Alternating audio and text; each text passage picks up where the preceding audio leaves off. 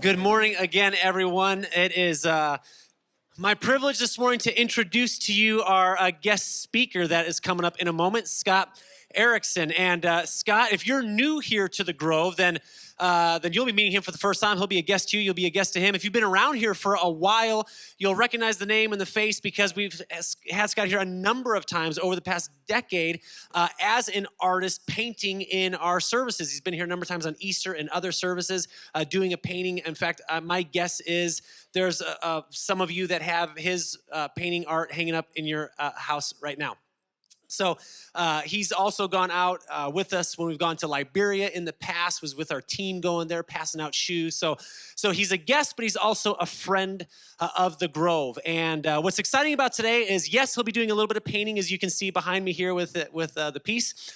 But more than that, he is going to be speaking and sharing with us what God has put on his heart, what he has developed and prepared, and what he's had the privilege to travel around and share with many, many people. And this morning, you're in for a treat as he shares that with us. He's also the author of this book, Prayer 40 Days of Practice. This is kind of driving the series of prayer that we're in right now. So if you haven't picked up this book, I encourage you to do that today. You can meet him and get a copy of this just in the lobby afterwards. We also put some scripture that accompanies these prayers on our website. So just go to the podcast page and you can download that and find those there. So, hey, would you welcome up Scott Erickson as he comes up this morning to share? Thanks, buddy. Hello. Greetings from Portland, Oregon. We all dress like hipster sailors, so I did not want to disappoint you. We're going to go into some stuff. This book on prayer. Look, when we talk about our prayer lives, nobody feels like they're killing it. It's like talking about your ab routine, all right? So, here's the thing that if I could say a little bit about prayer. Prayer is not trying to get God's attention. That's voodoo. Prayer is listening to the voice of God that's already in your life. And listening to the voice of God is listening to the voice of love. And I don't know anybody who's all filled up on that. And my friend Justin and I really care about this and practice this. And we made, this is not a book about prayer. This is a tool. This is a tool to help you do it. And it's a simple tool, and we can talk more about that, but I really appreciate this community supporting this, and there's some books outside. Guess what? 100% of the proceeds go to pay for preschool, so it's a good thing to donate to. Do you have this book? No? Here you go. There's a gift for you. Thank you. That's applaud generosity. That's great. Glad to be here. So I know that we all know what sermons are. This is not a sermon. I'm doing this one-man show called Say Yes, a liturgy of not giving up on yourself. And I was asked to come and bring some of this content there. So there's going to be lots of like images and stuff happening, art being made. So if you have ADD, you're welcome. I did this for you. So it's going to be a different kind of morning, but you're going to love it. And let's just get into it. This is Say Yes, a liturgy of not giving up on yourself.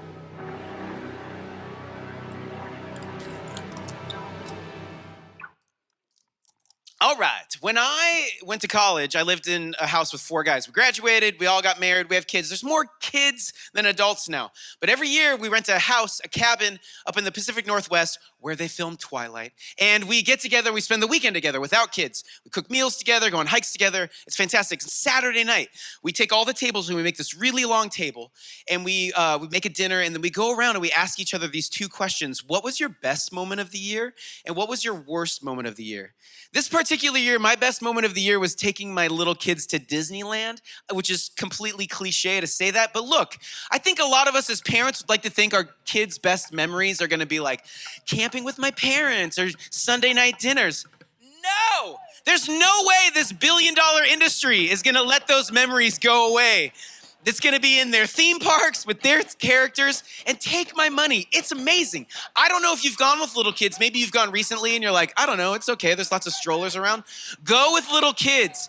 You'll be sparked in wonder. I was like depressed for 2 days when we left. It was so much fun. All right. So what was your worst moment of the year last year?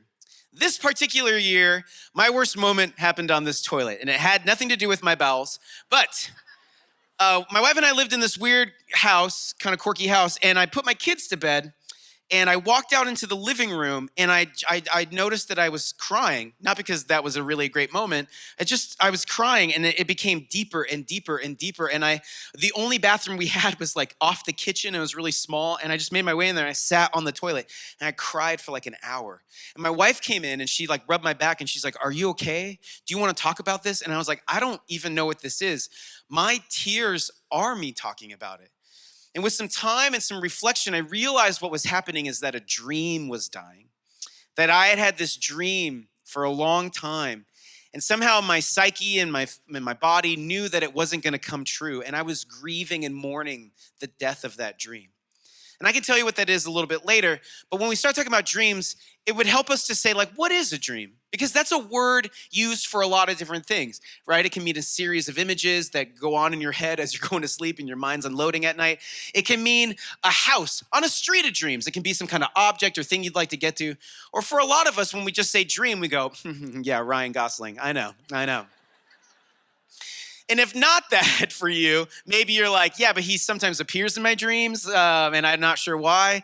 I like that in this one, he's my dad. If there's any therapists who'd like to talk about this later, that would be helpful, right? But if you were to look in the dictionary on how we use words in our culture, a dream is a cherished desire. We just used a sexy word, desire. It means you want something. You want something. And I think the thing that we want isn't necessarily any kind of object or position, although we'll say that it is. What we really want is we want to be a certain kind of person by getting that thing or getting to that place.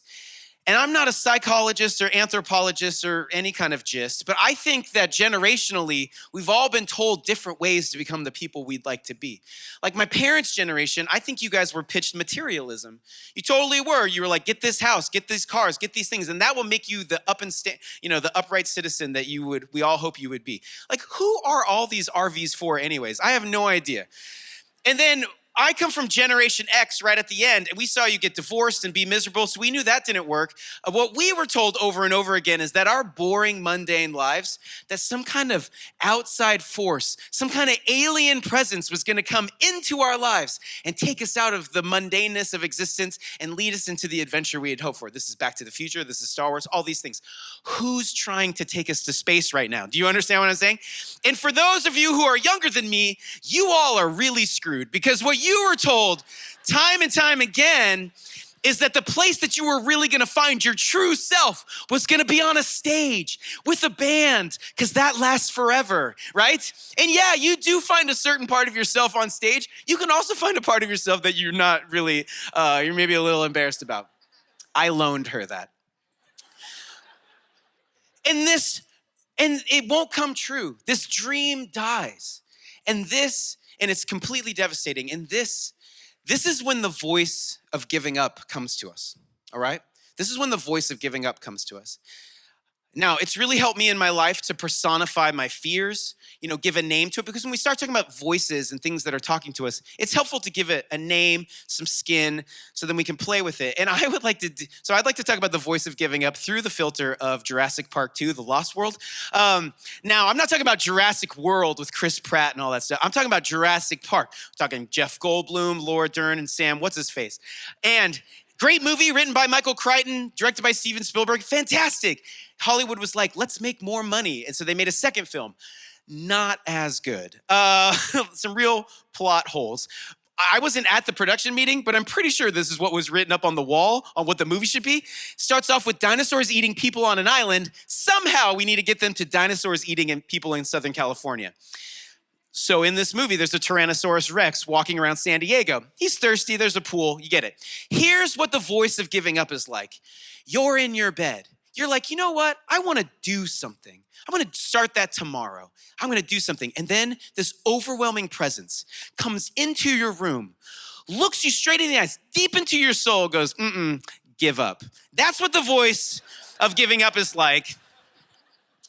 And so for the rest of this morning, we're going to refer to it as the T-Rex of giving up, all right? The Tyrannosaurus Rex of giving up.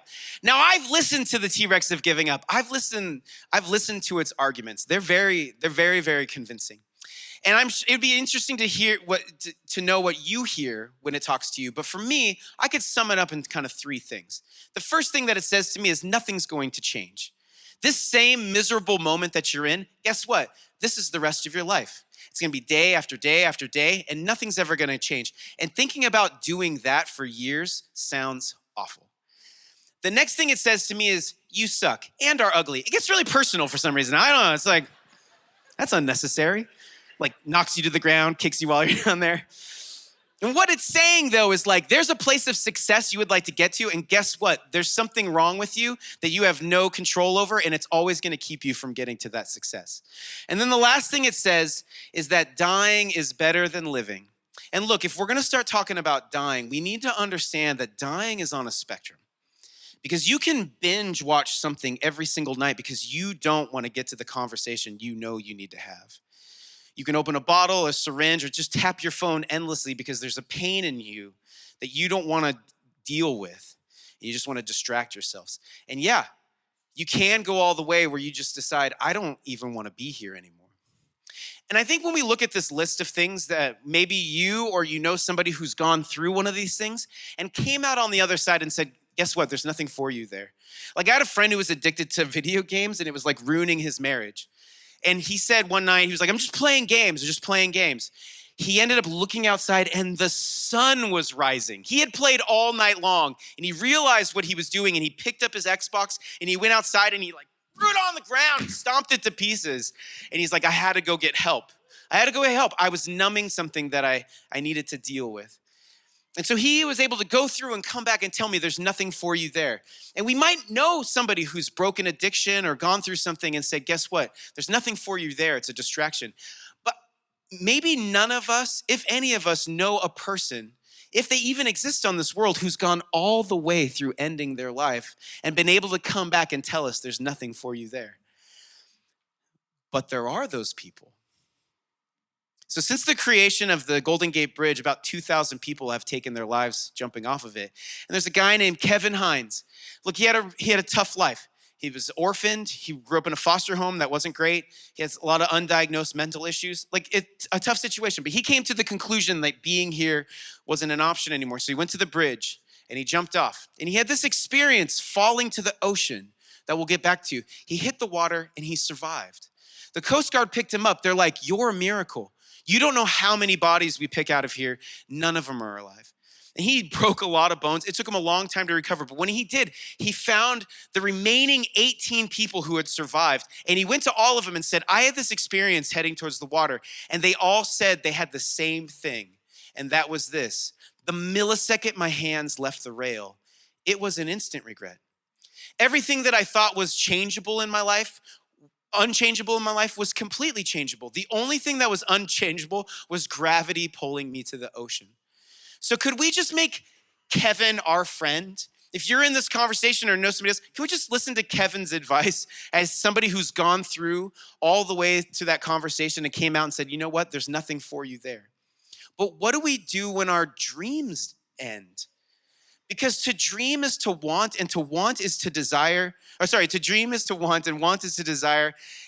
No, I'm messing that up. To dream is to desire. Guys, I'm kind of professional. To dream is to, it's been a long sea journey. Arr. Still got me legs. All right. To dream is to desire, and to desire is to want, and to want is to want to be here. And if you don't want to be here, then being here is really hard. This is often when religion comes in. And you may have heard this narrative. Hey, you got this hole in your life, and you keep trying to fill it with the rectangle of sex, drugs, and rock and roll, and it's not working. You keep trying to fill it with the triangle of success or travel or Instagram likes, whatever, and it's not working out. What you need is the circle of God, and that will fill that circle hole, and it'll be complete. Yeah, the only problem, I appreciate your applause. The only problem is when you make the divine a product, if that product stops working, you leave it. This toothpaste didn't clean my teeth. This weed killer didn't kill my weeds. This God let my dreams die. And you walk away. The other problem with that argument is it presupposes that the giver of your existence hasn't already been involved in your life the whole time. What if the giver of existence, your existence, is the one that actually led you to this place where this dream needed to die, because that was the thing that was in the way that was preventing you from a deeper existence. A long time ago, we call this guy Saint Ignatius of Loyola. He's dead now. He lived in like the 1500s. A rascally guy, good with a sword, in a lot of fights. One time, he's Spanish. They were fighting the French. He was in this battle. He gets hit with a cannonball in the legs, like you do. And he ended up in the hospital for a year recovering. And they didn't have a great library. All they had was the Bible and some stories of the saints. And that's what he read. And he had this transformational experience. So much so, after a year of recouping, when he was well enough to get up, he picked up all his armor and his sword. He went to the nearest monastery and he said, I renounce my ways as a warrior. I want to serve God the rest of my life. This is the man that started the Jesuits, if you've ever heard of them. And he developed this thing called spiritual practices. And he taught that one of the main ways that God speaks into our lives, speaks about our lives, is through our desires. And that takes discernment, because our desires can lead us to a place of flourishing and wholeness, but our desires can also lead us to a place of destruction. We've all seen somebody who desires wealth, and that person could lead to flourishing and generosity and a whole person. But we've also seen the version where the person becomes greedy and closed off and a worse version of themselves. Two people desire one another emotionally, relationally, sexually, physically. They need to discern if they're being invited into the vocation of committing each other to a long-term relationship. You might have some desire for an occupation. You need to discern if you're being invited into the long work of learning the skills and all of that's going to take to be in this vocation. I saw that this dream was dying, but I still had this desire. And then the voice of giving up came to me and was saying all these things. I was like, what is your argument? Why are you standing in the way? Maybe these are the doorways that I need to go into, that I need to go through to find the deeper conversation. And so for the rest of this morning, I'm going to tell you what I found, but in an artistic way. So there we go.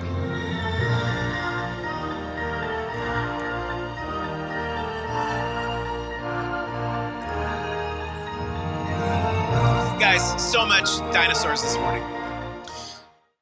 All right, nothing's gonna change. On a hot Portland summer day. I know I'm talking in Arizona. On a hot Portland summer day, my wife took our kids to the zoo, a delightful place with caged animals, caged parents, and wild and free kids. You should go, it's really fun. And it was like the afternoon, and so they made it to the lion pen, where they have this great Pride Rock thing that they usually all hang out on, but they were all sleeping in the shade down by these like floor-to-ceiling windows, so kids can come down and like get really close to real live lions. It's like being in Narnia, but with 6 inches of plexiglass. And my wife's there with our kids, and she's next to another mom with her kids, and she hears this child ask his mother, hey, mommy, why don't these lions have manes? And this adult woman says to this innocent child, well, honey, it's hot out, it's summertime, so they shave the lion's manes to keep them cool in the summertime. I can tell by the lack of laughter, you actually don't know either. Look, lions come from Africa. They live in the Serengeti. There's no way this evolutionary hair scarf is getting in the way of them surviving a warm Pacific Northwest summer day, okay? My wife leans over, mom to mom, and is like, hey, these lions are females. They don't grow manes. And she's like, oh, yeah, thank you. Thanks.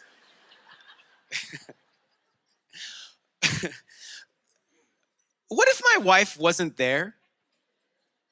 Until now, has your knowledge of lion's manes ever been tested? This information could have been impregnated in this young boy through adolescence, teenage years, all the way to college. I can imagine a scenario.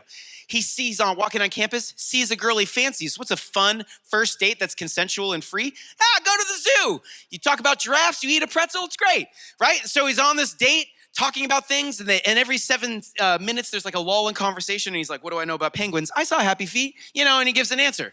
They make their way, they get to the lion pen, and then he's like, oh, what do I know about lions? My mom told me something, and then blah, blah, blah, blah, blah. Do you understand? Like, my wife saved his future love life. That's what, she was like a time-traveling dating guru, and that just came and helped. We know a ton of stuff. We know so much stuff right now, we don't even know what we know anymore. Like there's 3,000 books being published every day. There's more information written in a New York Times Sunday paper than there was ever recorded in the ancient world. Like if I was to ask all of you, describe the human digestive system now, you would do really well. You'd be like esophagus, stomach, intestines, poop chute, all the things. You would know how it works. At a certain time in history, that would have made us all wizards. Do you understand what I'm saying? They used to bleed out colds and cast out demons from people who were having seizures. We've come a long way in our knowledge of medicine. But so when we get confronted with nothing's gonna change, what we think is I gotta know more things. And look, the answer to that question is not knowing more. It's about nothing's ever gonna change is a narrative problem. It's about how you know what you know. Carl Jung said this, he said, until we make the unconscious conscious, it will direct your life and you'll call it fate. We are narrative making machines. Our 5 senses are taking in information more than we could ever handle. And what our brains are doing is they're synthesizing all of that into some kind of narrative. Mostly, am I safe or not? Like if you're visiting this morning and you've never been here before, you walked in and you're like, is this safe? I don't know, it's a cool space. These people look really nice. I trust sailors, so this guy seems all right. And you just stayed. You stayed. And you made up this narrative without even recognizing it. If you would have walked in and you saw some like pack of wild wolves like moving around, you'd be like, it wasn't on my docket to get eaten alive today, so I'm gonna leave, right? We're always understanding or making up narratives, am I safe or not? We're also making up narratives about who I am and where I'm going and what's the possibility of my life. And those narratives have been given to us mostly by how our parents talk to us and about how we learned how to survive as children in the world. I was in some bad narratives. And I started going, when is the moment where I bust out of narratives? When is the moment where these narratives start? And I started to see that those moments happen when I experience wonder. Wonder. Have you ever been at a concert? What's a concert? Human beings, some instruments, electricity, lights, a crowd, a venue. Great, it's all working together. And then there's this moment where it all starts transcending and you're like, I don't know what's going on, it's amazing. Sorry for the midriff, or you're welcome. And you're just taken out of that narrative and you're like, I'm so glad to be here. I surf sometimes. I've got little kids. And getting out in nature, like surfing, the water's moving and there's animals and there's pelicans and there's a weather system. And if you're there long enough, you're just like, look at all this stuff working together. I'm so small in all of this largeness, and you're filled with wonder. My wife and I lived in Seattle, and then I took a job in Houston. And so we decided to take our moving truck and make a road trip out of it. The first place we stopped was Craters of the Moon National Park. It's in Idaho. I'd never heard of it. It's thousands of years ago, this volcano blew up, scattered lava rock everywhere. And so there's not a lot of vegetation. It looks like the surface of the moon. And we camped there, and it also is one of the least light polluted places in the United States. So people are like, you gotta stay up and look at the stars. They're amazing. We're like, okay. And then we shared a bottle of wine and we're like, we're tired. And it was cool. We're like, yeah, it's great. And we went to bed. At like 4 a.m., my wife nudges me. She's like, I gotta pee. And I was like, I gotta go to the bathroom too. So we open up our tent, and then it was this. It was this. I've grown up in cities where there's a standard 16 stars every night. This is what the night sky is like if you don't live where there's lights around. And then I did go pee. And then I was filled with wonder as I just sat and I looked at it. What is the common denominator of the concert, of the ocean, of nature, of the stars? The common denominator is you. Because wonder is not an external place that you can get to. It's an interior filter you learn how to see the world through. Because what we do when we experience new things, we make a narrative up about it, and that's helpful. Because familiarity, it kills wonder, but familiarity is helpful. It's a helpful function. It's helpful when it's dark in your house and you don't want to wake anybody up and you know how to navigate the furniture so you don't stub your toe. That's helpful. It's not helpful when you've been married for a long time and you're bored with your spouse. It's not helpful when you're in your own body and you're like, guess what? There's nothing new ever for me. That's when it becomes helpful. We should go out in nature. We should go to concerts. We should look at the stars. But We also got jobs and responsibilities. I was like, is there something that I can do daily that can help me develop this practice? And I started finding that there was. And I want to share it with you. It helps if we look at some art for a second. So there's this guy named Scott Listfield. He's this painter. He makes all these really delightful paintings. He paints this astronaut walking around our world. There's no people in the world. It's just this astronaut kind of seeing this vacant world. And so because there's no other people, we don't relate to anybody else. We only relate to the astronaut. And we begin looking at this world and like, what are all these things? Yeah, what is all this? What is all this stuff? What's functioning here? What is this magic place in Southern California and Arizona that's filling us with joy, right? And we begin to wonder. And so because we see out of the astronaut's eyes, we become visitors to our own reality. We don't know the narrative. We begin to unknow, and unknowing is a doorway to wonder. Unknowing is a doorway to wonder. If you've been to this church a long time, you walked in and maybe you didn't even think about it, be like, I know what's gonna happen. I know this room, I know these people, I know. And you're probably like, this is boring, you know? What do you know? Do you really know this room? I bet if we took a toll of secrets that are in this room, it would blow our minds. Like the things we all kind of know. Do you understand how fire works? You do? Can you tell me right now what's happening here? It's just burning? You know what that is? I mean, I don't want to say we're gonna all become Neanderthals and be like, fire, you know, but like, that's happening right now. All this stuff. It's the moment you just begin unknowing what you think you know, everything, the wonder emerges. So I think we need to become astronauts of wonder. We need to become astronauts of wonder in our own life. And our tool is this question: what don't I know? What don't I know? What don't I know about this room? What don't I know about you? What don't I know about that sailor? What don't I know, right?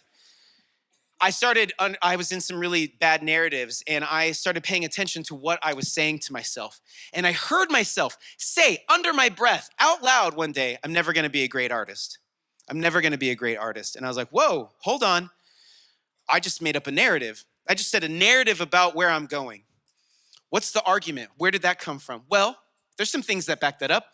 I'm not trained as an artist, formally trained. I've never sold anything for lots of money. Haven't won any awards. Things we often go, that's success.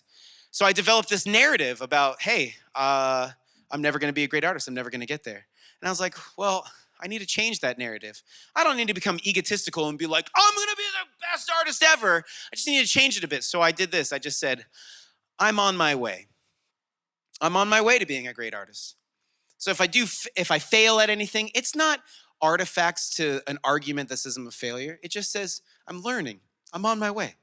And I do what artists do is I made something out of it. I made a joke about it. And I just said, I made this t-shirt that says future famous dead artist. Because the tradition I'm in, I'll make it when I'm dead, you know, and it's like a joke. I wear this as a bed shirt. So when I wash my face in the morning, I'm like, I'm on my way, you know? And I start saying that over and over again, and it changes the whole trajectory. Because what our arguments are, what our narratives are just assumptions put together. And when you start taking away all the assumptions, you open yourself up to a universe of possibility. And people have had to do this all throughout their lives. As they've gotten older, as you like, oh, I can't do that anymore. This is what's next for me. People have had to change their lives. And there's lots of... Oh, are we on? Hi. Oh, hi. Hi, everybody. It's me, Scott from the past. Oh, man. Hi, Scott from the present. Hey, man. How's he doing, everybody? Is he doing all right? Well, yeah? That's kind, yeah. How do you feel like you're doing? I feel like I'm good. I'm doing good. Uh-huh. Did you... I did. Yes. Yeah. Remember last time? I do. It was not good. Yeah. Well, everybody wants you to paint, so why don't you, Scott, in the present, do a painting? Okay, I will. I'll do it. I'll work on that. And I'll take over the narrative right Perfect. now. So we're talking about the conversations that we tell ourselves, the narratives we have about ourselves, and those are trying to help us to survive, but guess what? They're not the truth of our lives or the fullness of our lives. And we have no idea where our lives are going to go. That's the great mystery we're all invited into. In fact, another great mystery that happens in our lives is the places that don't work out end up being the places that form us the most. And our particular vulnerabilities sometimes become the way in which we give light to the world. So in true artist fashion, here in my studio, I'd like to show you some drawings and tell you a story. So let's do that.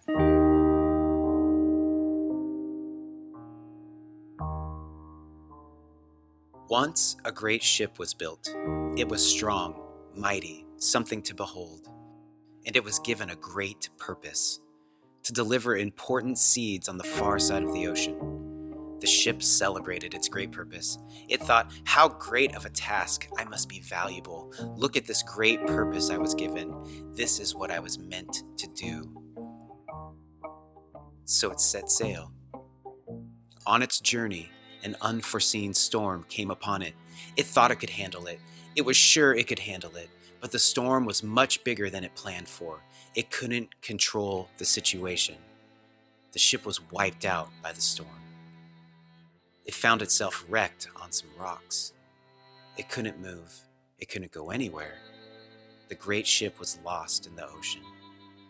As it sat there for a long time, it sat with its failure to fulfill its purpose. But something unforeseen happened. Slowly the water seeped into the seeds, and they began to germinate and grow. They grew and grew, and over time, there was a large forest. One day, another ship came passing by, also broken and floundering from an unforeseen storm. It came to the broken ship island and asked, "May I rest here a while? I'm so tired from my journey." The great ship replied, "Sure, by all means." As the new ship rested, the great ship gave some of its wood to build a shelter for the crew of the other ship. They stayed a while. After they rested and were healed, the new ship left renewed for its journey. "Thank you for your hospitality. You really helped me." After a while, another ship came by. That ship also asked if it could rest for a while. It had been bruised and battered in a storm too, and needed a place to be. The great ship took some more of its wood and built another shelter for the much larger crew. When it was healed, it also went on its way. This kept happening. New ship after new ship kept coming, all injured by an unforeseen storm and needing a place to be for a while. The great ship realized that it had something to give, a place to rest, and solidarity from being wrecked as well by the unforeseen storms of the great sea. Pretty soon, the great ship decided to build a lighthouse so that all ships passing by that way could find a place to be cared for, to rest, and then continue on their journeys. Throughout the years, the great ship cared for many, many broken and bruised ships. This was a quizzical mystery to the great ship. Out of its own wreckage and failure, it became a gift to others. It always wondered if this was the purpose all along.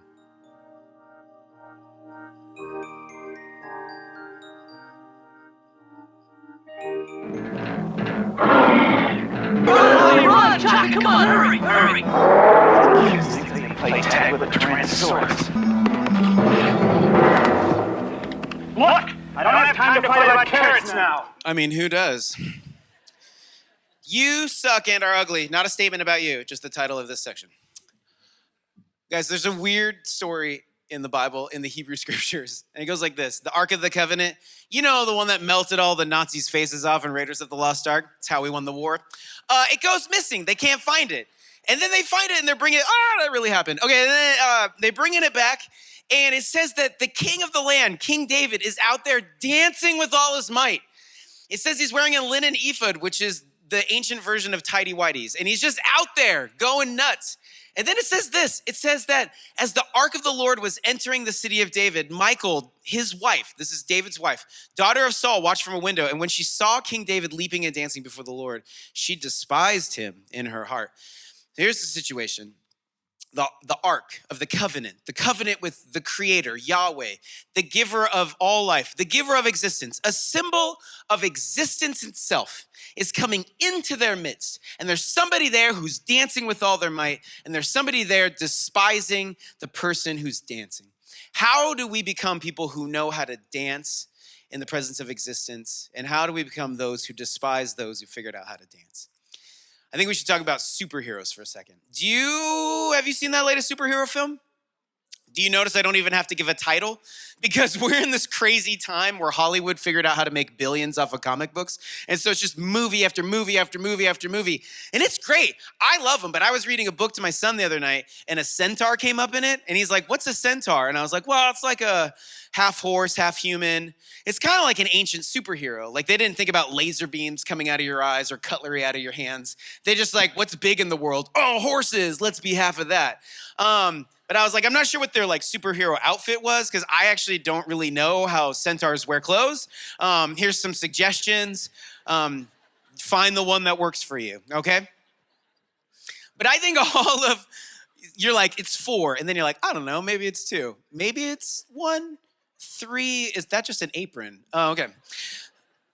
I think all of these conversations about superheroes and all that kind of jazz is really this conversation, which is we believe we need to be more. When we're looking at the place of success that we would like to get to, whatever that is for you, it's different for us all. The place you would like to get to, and you start planning your life to get there, this voice comes up and says, you don't have what it takes to get there.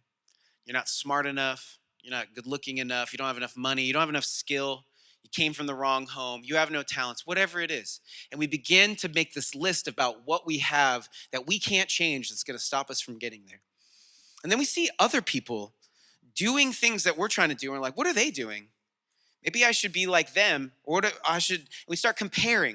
We start comparing ourselves to other people.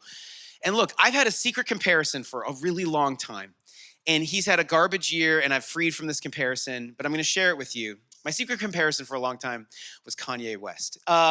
He's a rapper, if you don't live in a world that we're all living in. He's really well known. I met him one time backstage at the Sasquatch Festival. He was doing his graduation set, a great album from years ago. I used to shave back then, and he came out. People were taking photographs. I was like, I want one. He was as excited as I was, and then that's it. That's the only time we've ever met. But then months later, I found out that we are the same age. Our birthdays are like 2 months apart. And so when things weren't going well in my life, I'd be like, I wonder what Kanye's doing. And I'd look to Kanye. He's very confident. He's got good clothes. He's got his own shoe line. He's very confident in his presence. This is like the most confident I've ever felt in my clothing, all right? Like that was my first surfer t-shirt and I thought I had made it. You can tell by my power stance there. Kanye's a performer, sells out arenas worldwide. I do some performing and here's the 6 people that came to my show in Minnesota not too long ago. Kanye will say things on TV. We're talking about him now. He'll affect culture. I was on TV. I don't know if it had an effect on culture. It was pretty awesome. I was on The Price is Right. And it was cool in 1999 to bleach your hair. And that's not a puka shell necklace. That's a hemp necklace made by a girl I was into in college. But I got to do all the things. I played for a Cadillac. I spun the wheel. I won the whole show. I was the Showcase Showdown winner. It was a fantastic experience. So maybe I beat Kanye there. But it still leads us to this comparison. Who are we comparing ourselves to? And now we are in this crazy culture of comparison. And social media breeds comparison. I'm not here to poo-hoo social media. I'm on it. I make a living at it. Some of you are here because you know my work on social media. That's fine. Here's where it goes wrong, though. Here's where it goes wrong. Say you're going to get married. All right, which is a huge endeavor to plan a wedding. And you're like, I need some ideas. So you go on Pinterest and you type in wedding ideas. And then this like catalog of like flower arrangements and color schemes and dresses. Just, it's so much. And you're like, I'm gonna take all of it. And you plan and you bring it all together and it's the day of your wedding. And then you try to bring it and guess what? It turns out it was a really humid day and nothing's flowing. Everything's just like stuck there, all right? Or how about this?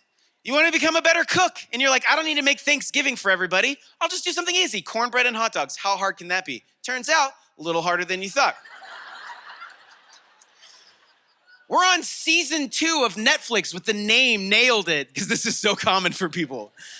Or you see people traveling, and they're all by themselves in some exotic land, usually wearing a fedora, longingly looking out at finding themselves. And you're like, I want to find myself, and I want a fedora. So I'm going to save up my money. I'm going to go to this place, and you get there, and guess what? Everybody else had the same idea. If you've traveled, it's never not empty. There's always somebody there. It's when we try to take this curated story, this curated reality, and we bring it into the very busy, crowded, sweaty reality of our own lives, and it doesn't work. It doesn't work. I'm not working. It doesn't work to be me. And we do this day after day after day, and we begin to believe it, and we go, there's no place for me to actually find success in this world by being me. And when we get to that place, this is a deeply spiritual conversation. This is a deeply spiritual conversation. This is a painting of Peter and John. Their friend got killed. A few days later, their friend goes to check on the tomb. It's empty. She comes back, tells them it's empty. They're running to see if it's true. John wrote some books in the Bible, all bestsellers, makes amazing royalty checks. And I don't know if you've read them. They're called John, the Johns. John, when he talks about his experience with Jesus, have you read how he talks about himself? He doesn't go, and I, John, I was humbly there, witness, or even that other disciple. No, he goes, the disciple who Jesus loved. Just starts off on an arrogant tip, right? We'll get back to John in a second. But Peter, you maybe know his story. We don't have time for an in-depth exegetical storyline of Peter, but he's really into it. He's very zealous. Then there's this denial, the rooster crows, the crucifixion, the resurrection, a bunch of weird ghost stories. And then they end up on a beach. There's a miracle, fishing. They have breakfast. Jesus takes them aside and says, hey, let's have a conversation. Asks them 3 times if you love me. He's counteracting the 3 denials. He's bringing them back into the fold, restoring their relationship. And you, as a normal human being, if you had a broken relationship with somebody and they came to you and restored that, you would probably go, hey, Jesus, man, thank you so much. This is really eating me up inside all these days. And I just appreciate you reaching out. I'm ready to go. Let's do this thing. I'm right on board, right? That would probably be how you'd respond. That's not how he responds. This is how he responds. And John writes this. Then Jesus said to Peter, follow me. And Peter turned and saw the disciple whom Jesus loved. He wrote that about himself. When Peter saw him, he asked, Lord, what about him? And Jesus answered, if I want him to remain alive until I return, what's that to you? You must follow me. It took me a long time to understand that you can be a follower of good news and be the kind of follower that's like, I love this. This is so great. Hey, but what about them? I mean, glory, hallelujah, Maranatha. But do you like them more than me? Because their life looks awesome, and my life sucks. And as far as I can tell, we're all doing the exact same thing. And you can also be a disciple of good news and go, oh, I get it. I get what this is about. I'm the one that's loved. I'm the beloved. See, God, who is love wants to pour itself out into you. And you can't receive that love if you secretly hate who love made you to be. It wants to pour itself into you. And this is the only container you have to receive that love. And if all you're doing is trying to trade out that container, that love will just fall flat. I ended up at this charismatic meeting one time. I don't even remember how. Look, I grew up Lutheran. We didn't talk about the Holy Spirit. He was like a bad uncle. We don't talk about it anymore. And if you've ever been to a charismatic meeting, it's very exciting. There's a lot of tambourines and flags and jazz hands. It's great. It's really great. I wasn't doing any of that. I was sitting in the back row being like, this is great. I'm just here to watch. And I noticed a guy in the back dark corner who I can only describe as a chubby Dwight Schrute, just doing, from The Office, just doing pirouettes to the Lord. It was like watching Rick Steves' tryout video, so for You Think You Can Dance. And it was hilarious. I was laughing so hard. I'm not a monster. I was laughing inwardly, not outwardly, all right? Like you're doing now. Because it's funny to see a chubby middle-aged man do moves that 5-year-olds do at ballet class. It's really funny. Let's admit it. It's funny. And I was laughing at him. And because he wasn't a stage person. Do you know stage people? They're doing stage things. They're like stage people. It's the people in the back corner who really believe what they're doing. Because they don't want anybody to see them. They're just doing it. And I remember watching him the whole time. And I was laughing, and then I got silent, and then I found out I was jealous. And I was like, how did you figure out how to be so comfortable in your own skin? Because I want to dance. I don't want to stand on the side and despise those who figured out how to dance. My friends, we're in this, like, if you remember anything, just this, like, we're in this time, we're in a massive culture of comparison, more than any human beings ever. And reports are coming out, it's literally killing us. It's filling us up with anxiety and depression, and we're making conclusions that I just rather not be here anymore. And we need to develop a spiritual practice to live in this culture of comparison. And I started practicing something and I found that it works. And I'm going to share it with you. It's very simple. And it's this: you need to move from comparison to contribution. Comparison to contribution. If comparison is looking at somebody else's path and trying to get on that, guess what? You do suck. You suck at being other people, because that's not what you've been asked to do. But when you try to get on that path of comparison and do that, it doesn't go anywhere. What contribution is the daily practice of slowly revealing the hidden path of desire that's been put inside of you. It's the slow daily practice of going, I am a contribution today. Where can I contribute? This is my contribution. And contribution doesn't necessarily making products or things, although that might be evidence of the work you're doing. Contribution is what you love catalyzed. What do you love and why? I love pizza. I'm sure most of you do too, because pizza is dough and sauce and cheesecake, and you put it inside of you and joy emanates. You become like an Italian Care Bear, and you're like, wah! And it's amazing. But I love pizza because my parents used to take my brother and I to this one pizza shop. They had an arcade. We played Teenage Mutant Ninja Turtles, and then we eat as a family. Eating pizza helps me remember that I come from a family that loves me. Do you understand this is the plot of the movie Ratatouille? Like, it's right there. It's right there. And what you love and why, we have another name for it in our culture, and it's simply gratitude. Gratitude is what you love and why. And it's been proven by therapists and psychologists that if you, and the Bible actually, if you were to just write down 3 times a day, just 3 things from a day at the end of your day, keep like a gratitude journal by your bed. Write down 3 things you're grateful for. It would improve your mental health, your physical health. It would help you sleep better. And also what you're doing is you're collecting your loves. Because guess what? The Kanye West of your life is going to come to you one day. And he's going to be like, do you want to trade lives with me? And you're like, I don't know. It looks fun with you and Kim in Wyoming. I kind of want to. But then you look at your collection of loves.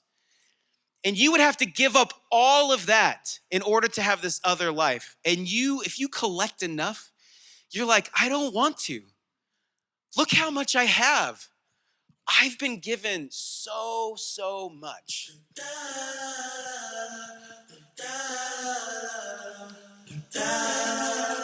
You know what's coming. I love this song by PM Dawn, Hook by Human League. I love it because it reminds me of my junior high crush, Lynn Marth, which never amounted to anything. But I love the feeling. Because to deeply love something is the best feeling of all. Because to love is to desire, and to desire is to want to be here. And this song reminds me what a joy it is to be here. My favorite smell is low tide. I love low tide. I grew up in a small Pacific Northwest beach town called Mukilteo, so the smell of salt and decay was always around. Low tide is magical because it reveals a world that is mostly hidden. And to walk around the tide pools and scattered kelp beds is to witness and remember a hidden world and remember that what we see is not all that there is. I love rolled up socks. I love plastic sandwich bags with or without sandwiches in them. I love a good rainstorm. I love the way my body feels after a long swim. I love my body. Well, look, I'm trying to. Like, I've been programmed to see it as not good enough for so long, mostly in swimsuit situations, that I forget, like Speedo situations, that I forget what a joy it is to be incarnate and in such a magical biological masterpiece. I remember this the most when I hug my kids. I remember this moment when my daughter was like a little baby and we were laying on the bed together, and I heard the voice of God tell me that she was going to be a gift to the world. And like when God tells you a secret, you don't ever forget it. I love church. Admittingly, not necessarily what we've made it in America. Like there's a lot of fluff that can go away. But I love what happens to my eyes and my ears and my heart when I'm in the midst of a gathering. The poet Rilke has a poem that says, "Where are we going on this glorious journey?" To your house, of course. And I believe this poem the most when we gather in Jesus' name. I love you, giver of existence. Even though I have some deep questions about your invisibility and the suffering of this world and the absurdity of salmon migration, like, I see that you have given us the gift of existing. And admittingly, it's trying at times. Like, there's so much loss. But what a gift to receive, and what a world to love, and a cup to drink deeply from. Thank you for my life, this one, with its dad tummy and its 40-year-old creaky knees, and a proclivity to melancholiness, Enneagram 4. I'm glad to be alive. And we as your people, we want to dance. We want to dance in your presence, not because it's a religious thing to do, but because it's something that lovers can't be stopped from doing. So would you stand with me? And you can dance, or we can sing and celebrate the God that we love. Thank you.